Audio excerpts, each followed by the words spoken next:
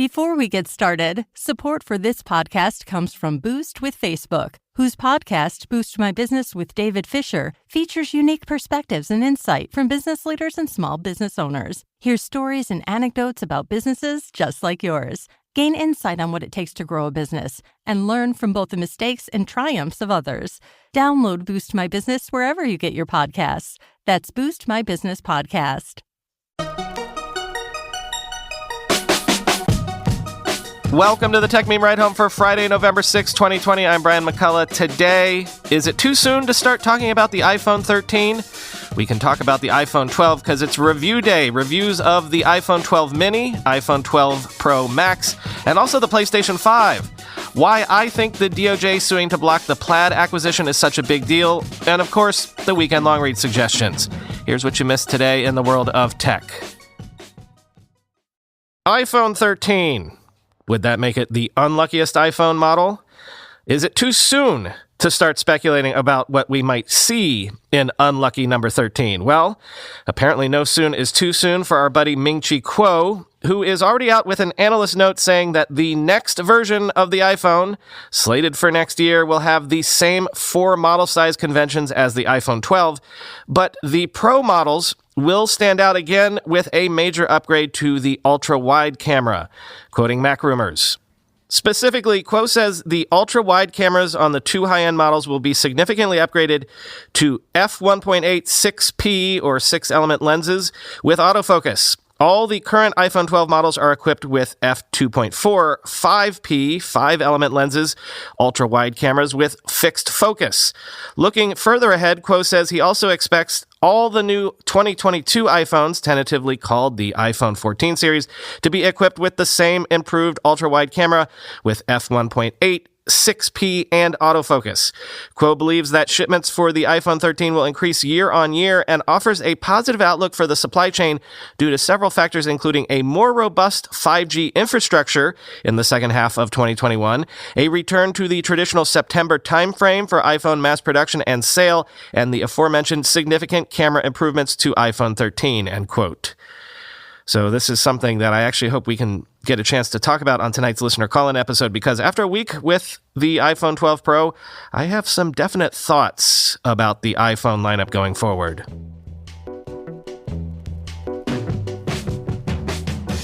By the way, starting today, iPhone 12 mini and iPhone 12 Pro Max are both available for pre-order. So is the new HomePod Mini. And also, folks have noticed that the MagSafe Duo charger, as well as the leather sleeve with MagSafe for the iPhone 12 and 12 Pro, are now listed as coming soon on Apple's website. They're both priced at $120 a pop.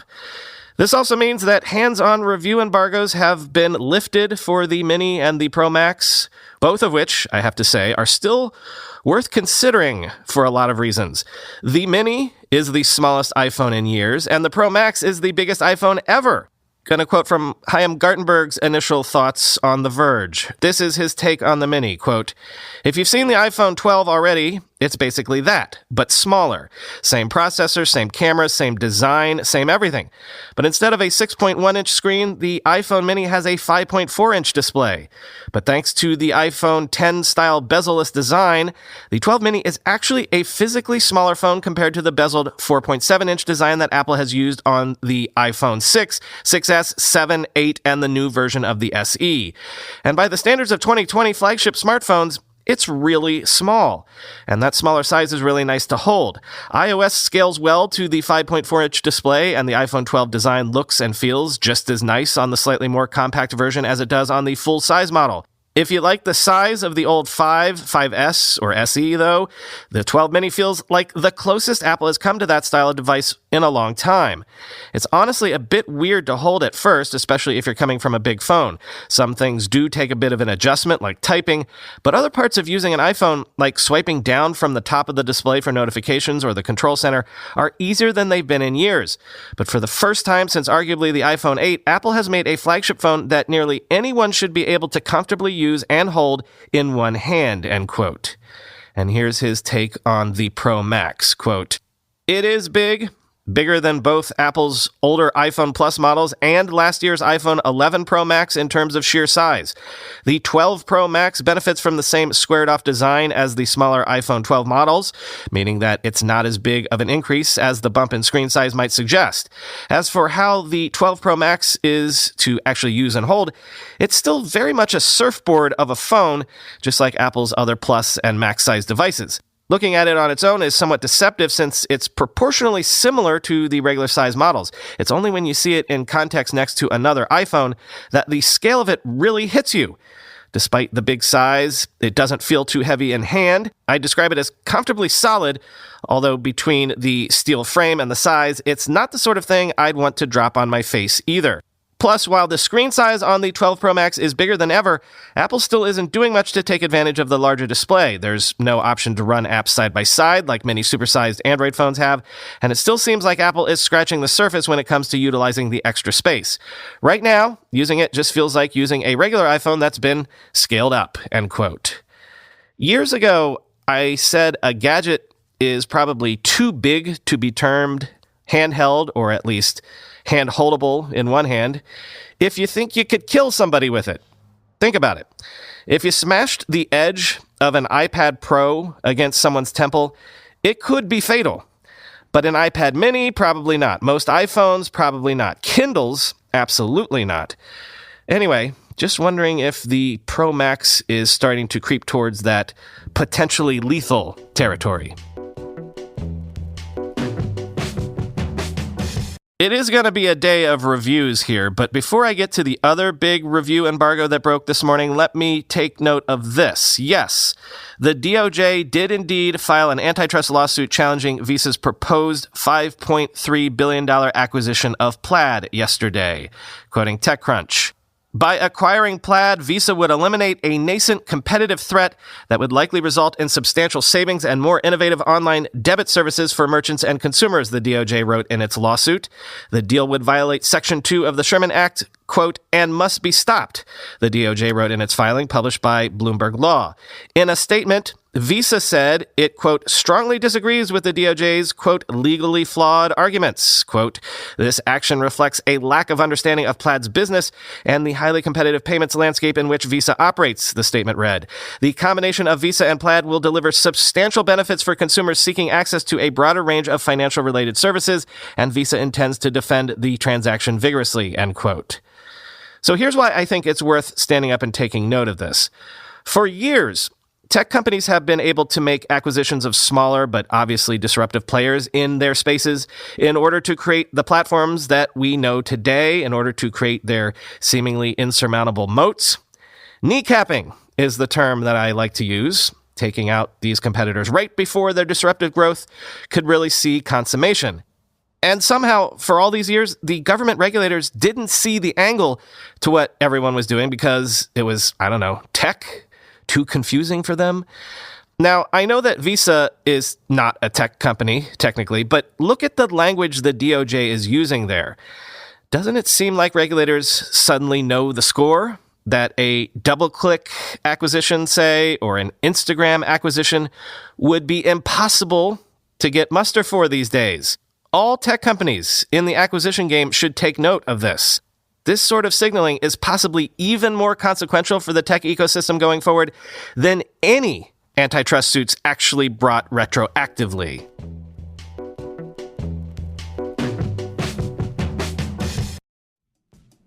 Y'all have heard me talk a lot about Masterworks.io, the platform that lets anyone invest in blue-chip artworks from artists like KAWS and Warhol. Well, demand for this asset class has literally gone bananas, apparently. Why?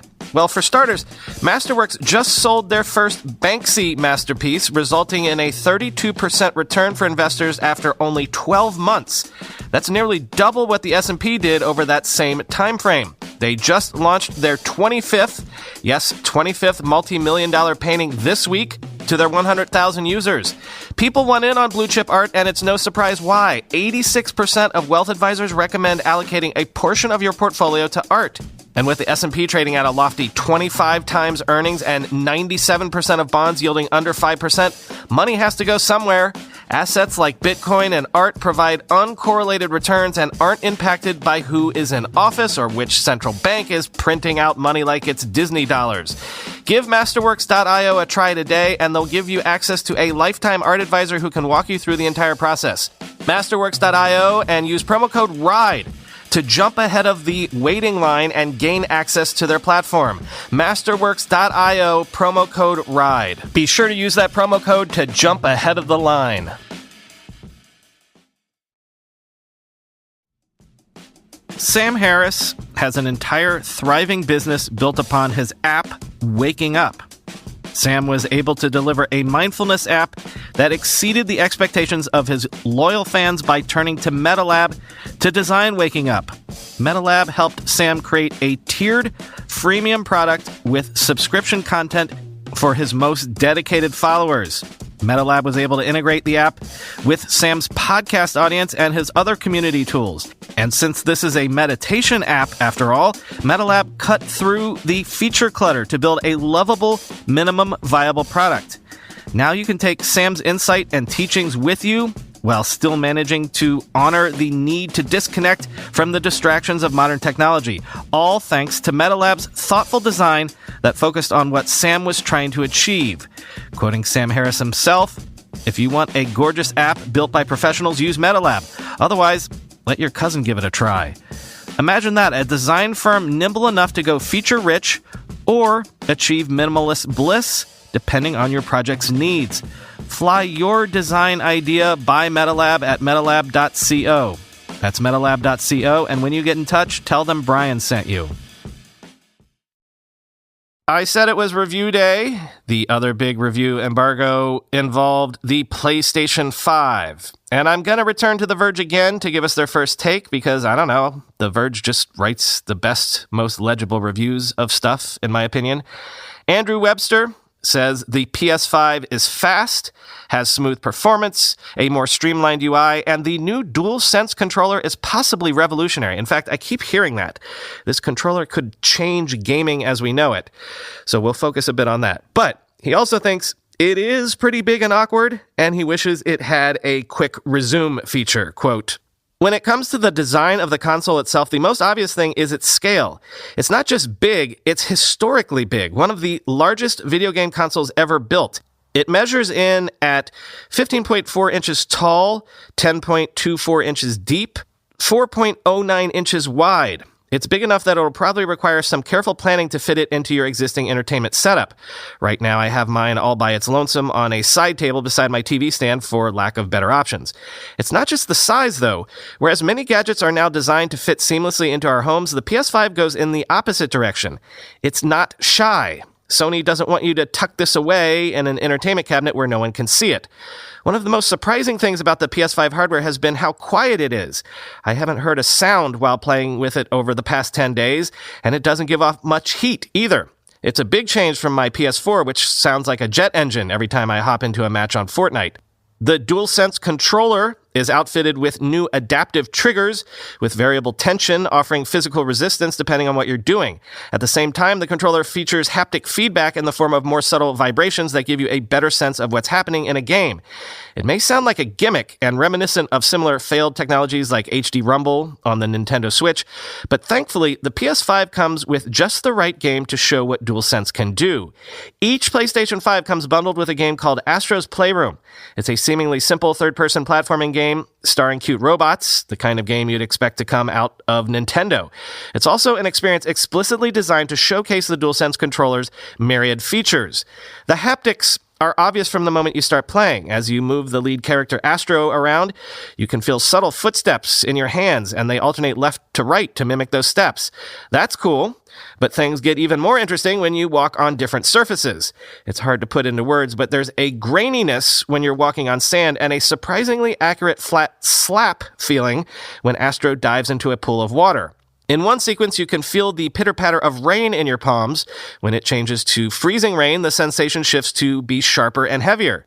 These elements don't fundamentally change the way Astro's Playroom plays, but they add another layer of feedback that further immerses you in the experience. This is especially true when most of the haptic sensations are accompanied by sounds from the DualSense's built-in speaker.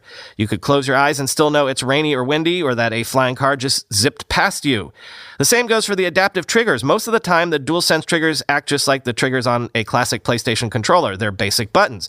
But during certain sequences, they change. An obvious example is when Astro picks up a bow and arrow, and you can feel the tension in the trigger as you pull back on the string, while later in the game, you turn into a spring-powered mech, and the tension builds up as you gather momentum, end quote. Skipping now to the conclusion, quote, reviewing a video game console before it's even out is always a tricky thing. There are just so many unknowns. Will developers really make use of the DualSense's unique features? Will games like Ratchet and Clank utilize the PS5's fast loading times to change the way game worlds are designed? And just how long will the UI remain uncluttered as more features and services are added?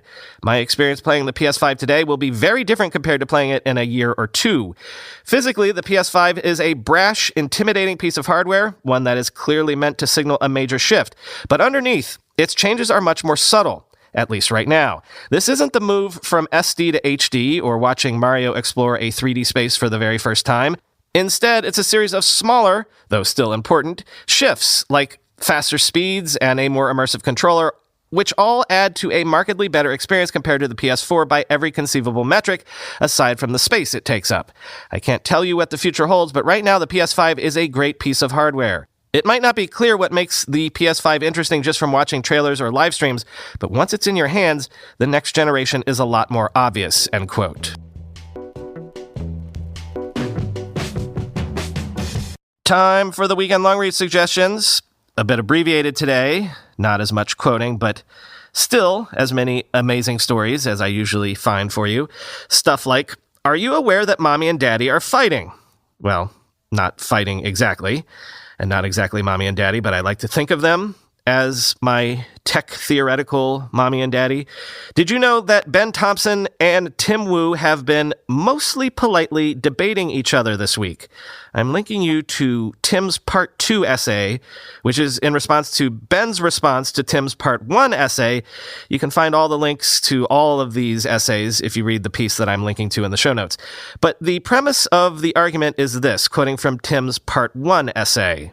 Thompson has more recently begun to pronounce and analyze in the field of tech antitrust, and here he is on less solid ground. I appreciate that deep industry expertise is important in his area, especially, say, when designing remedies that make sense. Lacking a background in law or economics is not disqualifying. Nonetheless, I'd say Thompson's readers are at risk of being misled if they rely too much on what he has to say about tech antitrust.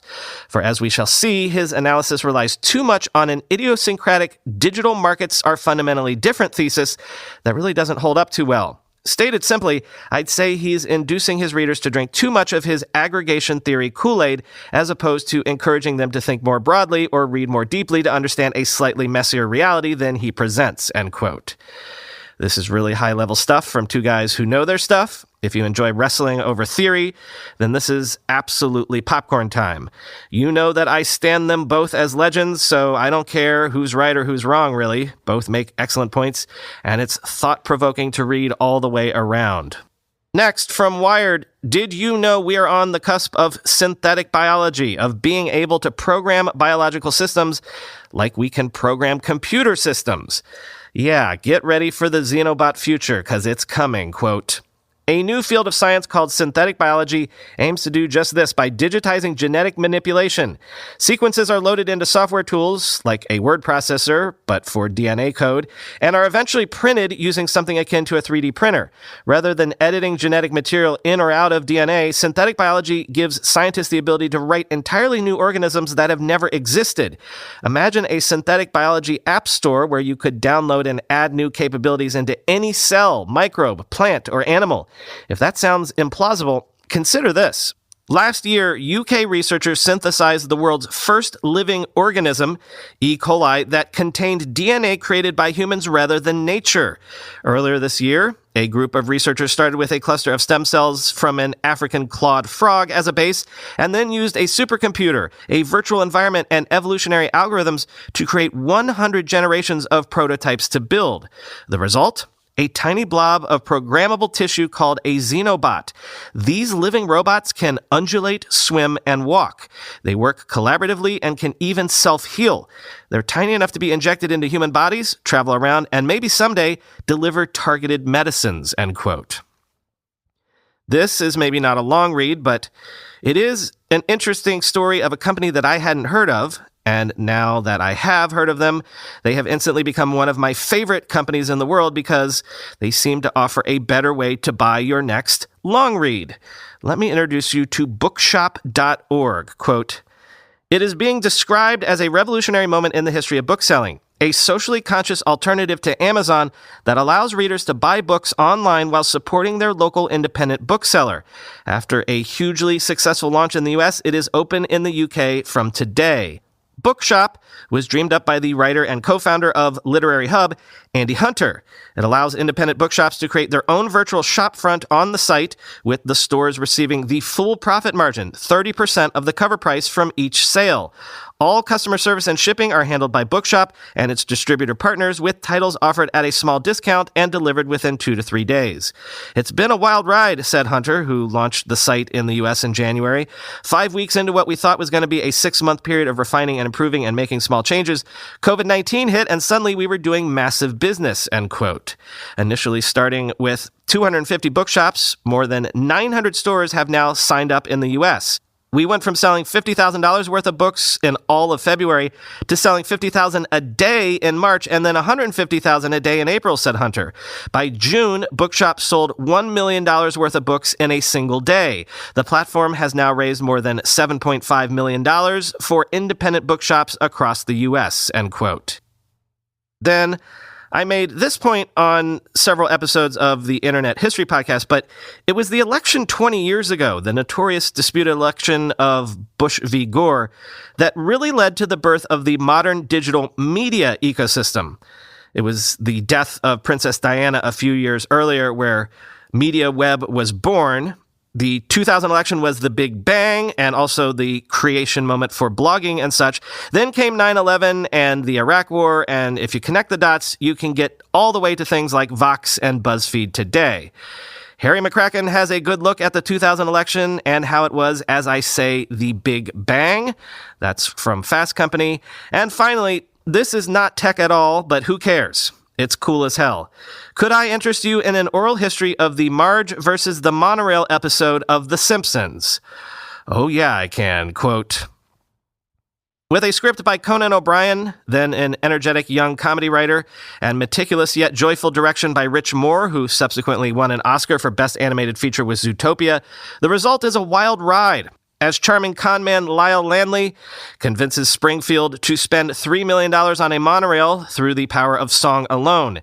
Disaster ensues until Homer saves the day with the help of Lard Lad Donuts." And quoting from Josh Weinstein in the oral history, quote, "If a gun was put to my head and they said, 'Tell me the best episode of television ever,' it's this. It's Marge versus the Monorail. At the time, it blew people's minds in a way because nothing had been like that until that moment, with the different levels of comedy and everything going on in one episode. I think it was eye-opening for people, including on the staff too, in terms of what could be done on a show.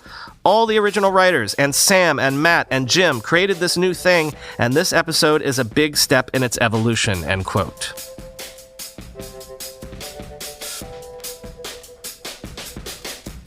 Tonight, 9 p.m. Eastern, 6 p.m. Pacific, listener call-in episode. Zoom link is in the very bottom of the show notes. Please participate if you'd like to. But if you can't make it, I'll be putting up the episode to listen to at the usual time tomorrow. Have a good weekend, everyone.